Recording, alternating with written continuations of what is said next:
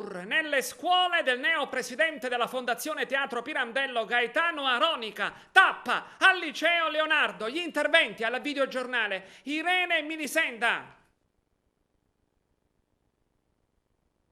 Tutto pronto per l'avvio della stagione teatrale 2016-2017 al Teatro Pirandello di Agrigento. In occasione del 150° anniversario della nascita di Luigi Pirandello, il teatro offrirà vari spettacoli dedicati allo stesso autore agrigentino e tra questi lo spettacolo inedito Vestire gli nudi di Gaetano Aronica, offrendo così non solo alla città ma soprattutto alle scuole della provincia di Agrigento la possibilità di frequentare e partecipare agli spettacoli teatrali. È un binomio perfetto quello tra teatro e scuola, non semplicemente organizzando dei laboratori teatrali, ma offrendo agli studenti l'occasione per assaporare il gusto delle arti sceniche. A tal proposito, in questi giorni, lo stesso presidente della Fondazione Teatro Pirandello di Agrigento, l'attore Gaetano Aronica, insieme alla responsabile per le attività scolastiche legate al teatro, la professoressa Arianna Vassallo, incontrano gli studenti. Nella mattinata di oggi si sono recati al Liceo Scientifico Leonardo di Agrigento per promuovere le iniziative legate alla stagione teatrale 2016-2017. I ragazzi potranno usufruire di abbonamenti sia per gli spettacoli serali che per gli spettacoli della mattinata ad un prezzo ridotto. Oggi più che mai l'esperienza al teatro è senza dubbio un'occasione da non perdere, perché non è mero intrattenimento come ancora purtroppo pensano in molte, ma mezzo per sviluppare l'attenzione e suscitare reazioni emotive sempre nuove e diverse. Il Teatro Pirandello oggi incontra i ragazzi del Leonardo, ecco, per presentare e per promuovere quella che è l'attività del teatro.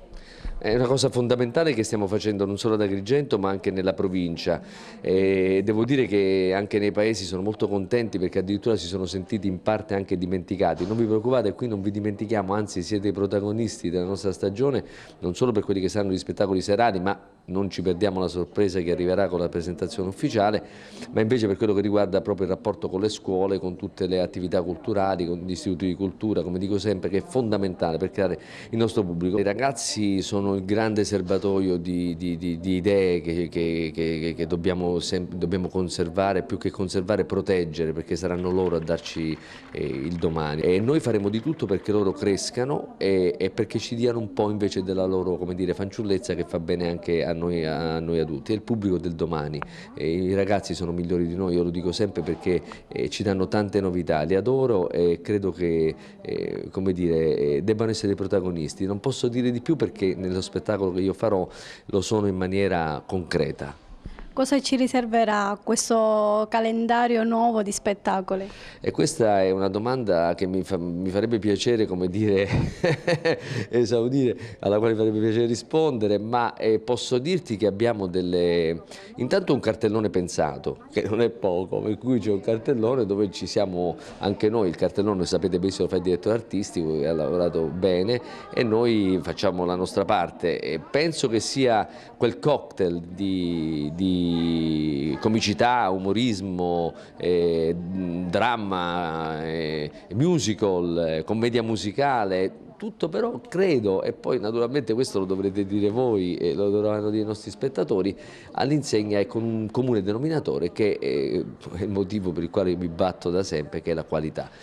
La qualità si vede, può anche non piacere, però si vede. Ringraziamo gli organizzatori di questa iniziativa che noi apprezziamo enormemente, anche perché da alcuni anni come attività di potenziamento e arricchimento dell'offerta formativa noi facciamo delle attività teatrali, cioè i ragazzi diventano protagonisti di opere teatrali portate in scena, e vi dico che con l'esperienza di questi anni hanno un grande interesse e riescono veramente a viverlo da protagonisti. Quindi il teatro io lo vedo come forma metodologica diversa di avvicinare i ragazzi alla nostra cultura, alla cultura in senso lato. Penso che per Agrigento sia un valore aggiunto questa iniziativa.